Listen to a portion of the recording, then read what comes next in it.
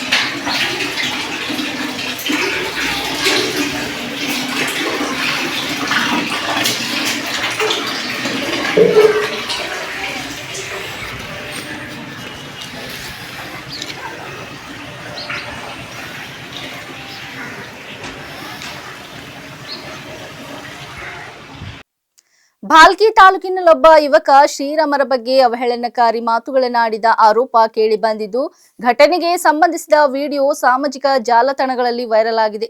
ಕಾಳಿದಾಸ ಸೂರ್ಯವಂಶಿ ಎಂಬಾತ ರೈಲಿನಲ್ಲಿ ಕುಳಿತು ಮರಾಠಿ ಭಾಷೆಯಲ್ಲಿ ಶ್ರೀರಾಮನ ಕುರಿತು ನಿಂದನೆ ಮಾಡಿದನೆಂದು ಆರೋಪಿಸಲಾಗಿದೆ. ಈ ವಿಡಿಯೋ ಸಾಮಾಜಿಕ ಜಾಲತಾಣಗಳಲ್ಲಿ ಹರಿದಾಡುತ್ತಿದ್ದಂತೆ ಹಿಂದುತ್ವ ಪರ ಸಂಘಟನೆಗಳ ಕಾರ್ಯಕರ್ತರು ತೀವ್ರ ಆಕ್ರೋಶ ವ್ಯಕ್ತಪಡಿಸಿದ್ದಾರೆ. ಯುವಕನ ವಿರುದ್ಧ ಕಠಿಣ ಕ್ರಮ ಕೈಗೊಳ್ಳಬೇಕು ಹಾಗೂ ತಕ್ಷಣ ಬಂಧಿಸಬೇಕು ಎಂದು ಆಗ್ರಹಿಸಿ ಕಾರ್ಯಕರ್ತರು ಪೊಲೀಸ್ ಠಾಣೆ ಎದುರು ಜಮಾಯಿಸಿ ಪ್ರತಿಭಟನೆ ನಡೆಸಿದರು. ಘೋಷಣೆಗಳನ್ನು ಕೂಗಿ ತಮ್ಮ ಆಕ್ರೋಶ ವ್ಯಕ್ತಪಡಿಸಿದರು. ಧಾರ್ಮಿಕ ಭವನಗಳಿಗೆ ಧಕ್ಕೆ ತರುವಂತಹ ಹೇಳಿಕೆಗಳನ್ನು ಸಹಿಸಲಾಗುವುದಿಲ್ಲ. ಸಮಾಜದಲ್ಲಿ ಶಾಂತಿ ಭದ್ರತೆ ಕಾಪಾಡಲು ಪೊಲೀಸರು ತಕ್ಷಣ ಕ್ರಮ ಕೈಗೊಳ್ಳಬೇಕು ಎಂದು ಒತ್ತಾಯಿಸಿದರು. ಈ ಸಂಬಂಧ ಪೊಲೀಸರು ಪ್ರಕರಣದ ಪರಿಶೀಲನೆ ನಡೆಸುತ್ತಿದ್ದು, ವಿಡಿಯೋ ನಿಜಾಸತ್ಯತೆ ಕುರಿತು ತನಿಖೆ ಕೈಗೊಳ್ಳಲಾಗಿದೆ ಎಂದು ತಿಳಿದು ಬಂದಿದೆ.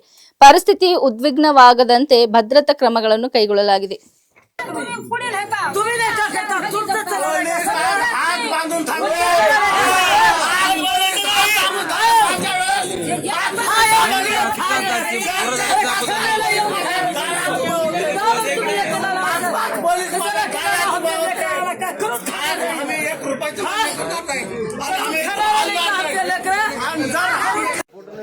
हा व्हिडिओच कर लो. सर्वांना जय श्रीराम. सर्वांना नम्रतेची विनंती आहे की आत्ताच आपल्या अट्टरगा येथील कालिदास सूर्यवंशी या हरामखोराने आपल्या या हिंदू धर्माची शान, या हिंदू धर्माची अस्मिता असलेले श्री प्रभू रामचंद्र यांच्यावरती खोट्या मोठ्या अशा शब्दाने वा त्याच्या शब्दाने शिवीगाळ करून रामाची अवहेलना केल्याबद्दल सर्व हिंदू धर्मांना विनंती आहे, हिंदू कार्यकर्त्यांना विनंती आहे, सर्वांनी आता आम्ही सध्या मेहकर पोलीस स्टेशन मध्ये जमा झालेलो आहोत, तरी कृपया सर्वांना विनंती आहे, सर्वांनी रात्र म्हणायचं आहे, दिवस म्हणायचं नाही, सर्वांनी मेहकर पोलीस स्टेशन मध्ये जमा व्हायचं आहे. मेहकर पोलीस स्टेशन मध्ये त्या हरामखोराला अटक झाल्याशिवाय इथून आम्ही हलणार नाही. आम्ही मेहकर पोलीस स्टेशन सर्व सायगाव सर्कल मधील तमाम सर्व हिंदू बांधवांना विनंती आहे, कोणताही कार्यकर्ता असो निपक्षपणाने नो राजकीयपणाने आपल्या हिंदू धर्माची शान श्री रामचंद्र प्रभू यांची विटंबना आणि त्यांच्या शब्दांना आम्ही सर्वांनी जोपासलं पाहिजे. त्याकरिता सर्व कार्यकर्त्यांना विनंती आहे, तुम्हा सर्वांना श्रीकृष्णावरती प्रभू रामचंद्रावरती त्या हरामखोरांनी खूप मोठी शिवीगाळ करून आम्हा सर्वांना दुखी केलेला आहे. तरी कार्यकर्त्यांना सर्वांना विनंती आहे, ना राजकीय ना पक्ष ना जात ना पात, आम्ही सर्व हिंदू धर्म एकत्रित झालं पाहिजे, या कारणाने आम्ही सर्वांनी जगत आहोत. त्याकरिता सर्व कार्यकर्त्यांना विनंती आहे, सर्वांनी मेहकर पोलीस स्टेशन जमा व्हायचं आहे. आम्ही सध्या या ठिकाणी रात्रभर पोलीस स्टेशन मध्ये जमा झालो आहोत आणि इथून पण होणार आहे. तरी त्याकरिता सर्व अधिकाऱ्यांना विनंती आहे, त्या हरामखोराची अटक होऊन त्याच्यावरती मोठी कारवाई झाली पाहिजे. धन्यवाद. ಇತ್ತೀಚೆಗೆ ಲಿಂಗೈಕ್ಯರಾದ ಮಾಜಿ ಸಚಿವರು ಶತಾಯುಷಿ ಲೋಕನಾಯಕ ಡಾಕ್ಟರ್ ಭೀಮಣ್ಣ ಖಂಡ್ರೆ ಅವರ ಗೌರವಾರ್ಥ ಫೆಬ್ರವರಿ 14ರಂದು ಶನಿವಾರ ಸಂಜೆ ನುಡಿ ನಮನ ಕಾರ್ಯಕ್ರಮವನ್ನು ಆಯೋಜಿಸಲಾಗಿದೆ ಎಂದು ಅರಣ್ಯ ಸಚಿವ ಈಶ್ವರ್ ಖಂಡ್ರೆ ತಿಳಿಸಿದ್ದಾರೆ. ಅಖಿಲ ಭಾರತ ವೀರಶೈವ ಲಿಂಗಾಯತ್ ಮಹಾಸಭಾ ಮತ್ತು ಭಾಲ್ಕಿಯ ಶಾಂತಿವರ್ಧಕ ಶಿಕ್ಷಣ ಸಂಸ್ಥೆಯ ಆಶ್ರಯದಲ್ಲಿ ಬೆಂಗಳೂರು ಅರಮನೆ ಆವರಣದ ಗೇಟ್ 4ರಲ್ಲಿರುವ ಗಾಯತ್ರಿ ವಿಹಾರದಲ್ಲಿ ಈ ಕಾರ್ಯಕ್ರಮ ನಡೆಯಲಿದೆ. ರಾಜ್ಯದ ವಿವಿಧ ಭಾಗಗಳಿಂದ ಗಣ್ಯರು, ಸಮಾಜದ ಮುಖಂಡರು ಹಾಗೂ ಅಭಿಮಾನಿಗಳು ಭಾಗವಹಿಸುವ ನಿರೀಕ್ಷೆ ಇದೆ. ಕಾರ್ಯಕ್ರಮದಲ್ಲಿ ಶ್ರೀ ಶಿವರಾತ್ರಿ ದೇಶಿಕೇಂದ್ರ ಮಹಾಸ್ವಾಮೀಜಿ, ಸುತ್ತೂರು ಸಂಸ್ಥಾನ ಡಾಕ್ಟರ್ ಶಿವಮೂರ್ತಿ ಶಿವಾಚಾರ್ಯರು, ತರಳಬಾಳು ಬ್ರಹ್ಮನ್ ಮಠ, ಶ್ರೀ ಸಿದ್ದಲಿಂಗ ಮಹಾಸ್ವಾಮೀಜಿ, ಸಿದ್ದಗಂಗಾ ಮಠ ಹಾಗೂ ಡಾಕ್ಟರ್ ಬಸವಲಿಂಗ ಪಟ್ಟದೇವರು, ಭಾಲ್ಕಿ ಹಿರೇಮಠ ದಿವ್ಯ ಸಾನ್ನಿಧ್ಯ ವಹಿಸಲಿದ್ದಾರೆ. ರಾಜ್ಯಸಭೆಯ ಪ್ರತಿಪಕ್ಷ ನಾಯಕ ಮಲ್ಲಿಕಾರ್ಜುನ್ ಖರ್ಗೆ, ಮುಖ್ಯಮಂತ್ರಿ ಸಿದ್ದರಾಮಯ್ಯ, ಉಪಮುಖ್ಯಮಂತ್ರಿ ಡಿಕೆ ಶಿವಕುಮಾರ್, ಸಭಾಧ್ಯಕ್ಷ ಯುಟಿ ಖಾದರ್, ಸಭಾಪತಿ ಬಸವರಾಜ ಹೊರಟ್ಟಿ, ಕೇಂದ್ರ ಸಚಿವ ವಿ ಸೋಮಣ್ಣ, ಮಾಜಿ ಮುಖ್ಯಮಂತ್ರಿಗಳಾದ ಎಂ ವೀರಪ್ಪ ಮೊಯ್ಲಿ, ಬಿಎಸ್ ಯಡಿಯೂರಪ್ಪ ಹಾಗೂ ಬಸವರಾಜ ಬೊಮ್ಮಾಯಿ ಅವರು ನುಡಿ ನಮನ ಸಲ್ಲಿಸಲಿದ್ದಾರೆ. ಇದಲ್ಲದೆ ರಾಜ್ಯ ಸಚಿವ ಸಂಪುಟದ ಸದಸ್ಯರು, ಶಾಸಕರು, ಮಾಜಿ ಸಚಿವರು, ಮಾಜಿ ಶಾಸಕರು, ವಿಧಾನ ಪರಿಷತ್ ಸದಸ್ಯರು ಹಾಗೂ ಮಹಾಸಭಾದ ವಿವಿಧ ರಾಜ್ಯ ಘಟಕಗಳ ಪ್ರತಿನಿಧಿಗಳು ಕಾರ್ಯಕ್ರಮದಲ್ಲಿ ಭಾಗವಹಿಸಲಿದ್ದಾರೆ ಎಂದು ತಿಳಿಸಿದರು. ಎಲ್ಲರಿಗೂ ಶರಣಾರ್ಥಿಗಳು.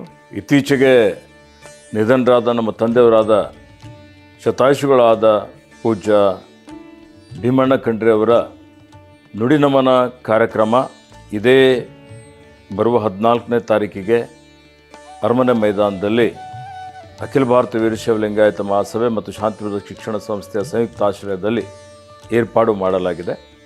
ಈ ನುಡಿ ನಮನ ಕಾರ್ಯಕ್ರಮದಲ್ಲಿ ಪರಂ ಪೂಜ್ಯ ನಮ್ಮ ಸಿರಿಗೆರೆ ಶ್ರೀಗಳು, ಪರಂ ಪೂಜ್ಯ ಸುತ್ತೂರು ಶ್ರೀಗಳು, ಪರಂ ಪೂಜ್ಯ ಸಿದ್ಧಗಂಗಾ ಶ್ರೀಗಳು, ಪರಂ ಪೂಜ್ಯ ಭಾಲ್ಕಿ ಶ್ರೀಗಳು, ಇತರ ಅನೇಕ ಹರಗುರು ಚರಮೂರ್ತಿಗಳು ಭಾಗವಹಿಸಲಿದ್ದಾರೆ. ಹಾಗೆ ಭಾರತೀಯ ರಾಷ್ಟ್ರೀಯ ಕಾಂಗ್ರೆಸ್ನ ಅಧ್ಯಕ್ಷರಾದ ಮಾನ್ಯ ಮಲ್ಲಿಕಾರ್ಜುನ್ ಖರ್ಗೆಜಿಯವರು, ನಮ್ಮೆಲ್ಲರ ನೆಚ್ಚಿನ ಮುಖ್ಯಮಂತ್ರಿಗಳಾದಂಥ ಮಾನ್ಯ ಸಿದ್ದರಾಮಯ್ಯಜಿಯವರು, ನಮ್ಮ ನೆಚ್ಚಿನ ಉಪಮುಖ್ಯಮಂತ್ರಿಗಳಾದಂಥ ಮಾನ್ಯ ಡಿ ಕೆ ಶಿವಕುಮಾರ್ ಅವರು, ಮಾನ್ಯ ವೀರಪ್ಪ ಮೊಯ್ಲಿ ಸಾಹೇಬರು, ಮಾನ್ಯ ಯಡಿಯೂರಪ್ಪನವರು, ಮಾನ್ಯ ಬೊಮ್ಮಾಯಿರವರು, ಮಾನ್ಯ ಸೋಮಣ್ಣನವರು, ನಮ್ಮ ಸಚಿವ ಸಂಪುಟದ ಇತರ ಸಚಿವರು, ಶಾಸಕರು, ಅನೇಕ ಸಮಾಜದ ಗಣ್ಯ ವ್ಯಕ್ತಿಗಳು ನುಡಿ ನಮನ ಸಲ್ಲಿಸಲಿದ್ದಾರೆ. ಈ ಕಾರ್ಯಕ್ರಮ ಅರಮನೆ ಮೈದಾನದ ಗಾಯತ್ರಿ ವಿಹಾರ್ ಗೇಟ್ ನಂಬರ್ 4ರಲ್ಲಿ ಸಾಯಂಕಾಲ 5:30 ಗಂಟೆಗೆ ಆಯೋಜನೆ ಮಾಡಲಾಗಿದೆ. ತಾವು ದಯವಿಟ್ಟು ಇದರಲ್ಲಿ ಭಾಗವಹಿಸಿ ನುಡಿ ನಮನ ಸಲ್ಲಿಸಬೇಕು ಅಂತ ಹೇಳಿ ವಿನಂತಿಯನ್ನು ಮಾಡುತ್ತೇನೆ. ಬೆಂಗಳೂರು ಗ್ರಾಮಾಂತರ ಜಿಲ್ಲೆಯ ಹೊಸಕೋಟೆ ತಾಲೂಕಿನ ಎಂಸತ್ಯವರ ಗ್ರಾಮದ ಬಳಿ ಇಂದು ಶುಕ್ರವಾರ ಬೆಳಗ್ಗೆ ಭೀಕರ ರಸ್ತೆ ಅಪಘಾತ ಸಂಭವಿಸಿದ್ದು 7 ಮಂದಿ ಸ್ಥಳದಲ್ಲಿಯೇ ಮೃತಪಟ್ಟಿದ್ದಾರೆ. ಹೊಸಕೋಟೆ ದಾಬಸ್ಪೇಟ್ ರಾಷ್ಟ್ರೀಯ ಹೆದ್ದಾರಿಯಲ್ಲಿ ಕ್ಯಾಂಟರ್ ವಾಹನ, ಬೈಕ್ ಹಾಗೂ XUV ಕಾರಿನ ನಡುವೆ ಸರಣಿ ಡಿಕ್ಕಿ ಸಂಭವಿಸಿ ಈ ದುರ್ಘಟನೆ ನಡೆದಿದೆ. ಘಟನೆ ಸ್ಥಳದಲ್ಲಿ ಕಾರಿನಲ್ಲಿದ್ದ 6 ಮಂದಿ ಮತ್ತು ಬೈಕ್ ಸವಾರ ಮೃತಪಟ್ಟಿದ್ದಾರೆ. ಅತಿ ವೇಗವೇ ಅಪಘಾತಕ್ಕೆ ಕಾರಣ ಎಂಬುದಾಗಿ ಮೇಲ್ನೋಟಕ್ಕೆ ಕಂಡುಬರುತ್ತಿದೆ ಎಂದು ಪೊಲೀಸರು ತಿಳಿಸಿದ್ದಾರೆ. ಹೆದ್ದಾರಿಯಲ್ಲಿ ಸಾಗುತ್ತಿದ್ದ XUV ಕಾರು ಮೊದಲು ಮುಂದೆ ಹೋಗುತ್ತಿದ್ದ ಬೈಕ್ಗೆ ಡಿಕ್ಕಿ ಹೊಡೆದಿದ್ದು, ಬಳಿಕ ನಿಯಂತ್ರಣ ತಪ್ಪಿ ಕ್ಯಾಂಟರ್ಗೆ ಡಿಕ್ಕಿ ಹೊಡೆದಿದೆ. ಪರಿಣಾಮ ಅಪಘಾತ ಸಂಭವಿಸಿದೆ. ಅಪಘಾತದಲ್ಲಿ ಮೃತಪಟ್ಟವರಲ್ಲಿ 6 ಮಂದಿ ಬೆಂಗಳೂರಿನ ಕುತ್ನೂರ್ ಮೂಲದವರು ಎಂದು ತಿಳಿದು ಬಂದಿದೆ. ಸ್ಥಳಕ್ಕೆ ಪೊಲೀಸರು ಭೇಟಿ ನೀಡಿ ಪರಿಶೀಲನೆ ನಡೆಸಿದ್ದಾರೆ. ಅಪಘಾತಕ್ಕೀಡಾದ XUV 700 ಕಾರು ಸಂಖ್ಯೆ KA30 NW 0138 ಹೊಸಕೋಟೆಯಿಂದ ದೇವನಹಳ್ಳಿ ಮಾರ್ಗವಾಗಿ ಬರುತ್ತಿತ್ತು. ಸದ್ಯ ಕಾರಿನಲ್ಲಿದ್ದ 6 ಜನ ಸಾವನ್ನಪ್ಪಿದ್ದಾರೆ. ಮೃತರ ಗುರುತು ಇನ್ನೂ ಪತ್ತೆಯಾಗಿಲ್ಲ. ಸದ್ಯ ಮೃತದೇಹಗಳನ್ನು ಹೊಸಕೋಟೆಯ ಸರ್ಕಾರಿ ಆಸ್ಪತ್ರೆಗೆ ರವಾನಿಸಲಾಗಿದೆ. ಘಟನಾ ಸ್ಥಳಕ್ಕೆ ಭೇಟಿ ನೀಡಿ ಪರಿಶೀಲಿಸಿರುವ ಪೊಲೀಸರು ಮುಂದಿನ ತನಿಖೆ ಕೈಗೊಂಡಿದ್ದಾರೆ.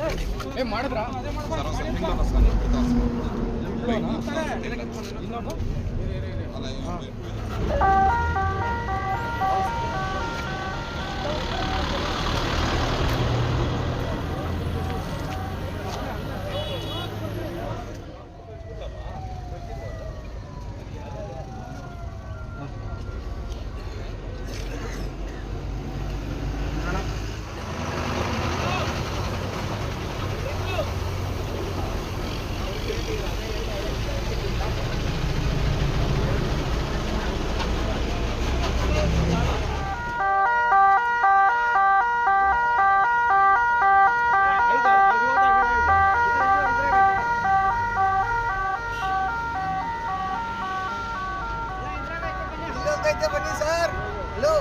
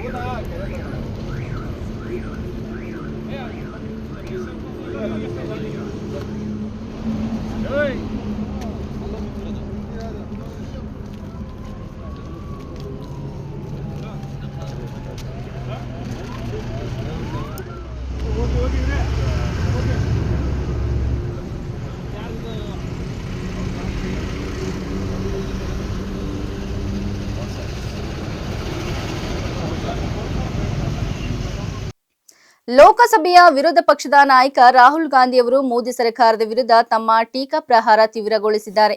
ಯಾವುದೇ FIR, ಕ್ರಿಮಿನಲ್ ಪ್ರಕರಣ ಅಥವಾ ವಿಶೇಷ ಹಕ್ಕು ಉಲ್ಲಂಘನೆ ನೋಟಿಸ್ ನೀಡಿದರೂ ತಮ್ಮ ಹೋರಾಟದಿಂದ ತಾವು ಹಿಂದೆ ಸರಿಯುವುದಿಲ್ಲ.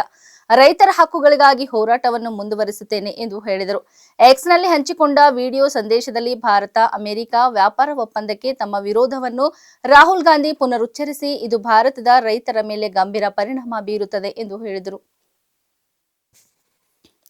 ದೇಶೀಯ ಉತ್ಪಾದಕರ ಹಿತಾಸಕ್ತಿಯನ್ನು ಕಡೆಗಣಿಸಿ ಪ್ರಧಾನಿ ನರೇಂದ್ರ ಮೋದಿ ಭಾರತ ಕೃಷಿ ಮಾರುಕಟ್ಟೆಯ ಬಾಗಿಲನ್ನು ವಿದೇಶಿ ಕಂಪನಿಗಳಿಗೆ ತೆರೆದಿದ್ದಾರೆ ಎಂದು ಆರೋಪಿಸಿದರು. ನಾನು ಸಂಸತ್ತಿನಲ್ಲಿ ಸತ್ಯವನ್ನು ಹೇಳಿದ್ದೇನೆ. ನಿಮಗೆ ಸತ್ಯ ಇಷ್ಟವಾಗದಿದ್ದರೆ ಅದು ಬೇರೆ ವಿಷಯ. ದೇಶಕ್ಕೆ ಸತ್ಯ ಗೊತ್ತಿದೆ. ನೀವು ಏನು ಬೇಕಾದರೂ ಮಾಡಿ, FIR ದಾಖಲಿಸಿ, ಪ್ರಕರಣ ದಾಖಲಿಸಿ ಅಥವಾ ವಿಶೇಷ ಹಕ್ಕು ಉಲ್ಲಂಘನೆ ನೋಟಿಸ್ ತರಲಿ. ನಾನು ಮತ್ತು ನಮ್ಮ ಪಕ್ಷ ಸಂಪೂರ್ಣವಾಗಿ ರೈತರ ಜೊತೆಯಲ್ಲಿದ್ದೇವೆ ಎಂದರು.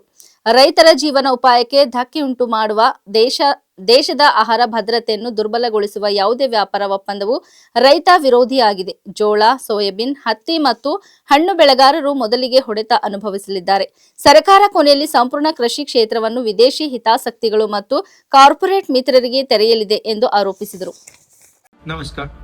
कल मैंने कहा कि जो किसान है वो हिंदुस्तान की नींव है, फाउंडेशन है, और फूड सिक्योरिटी के लिए कांग्रेस पार्टी और हिंदुस्तान लड़ी थी. नरेंद्र मोदी जी ने हमारी फूड सिक्योरिटी, हमारे किसानों को धोखा दिया है.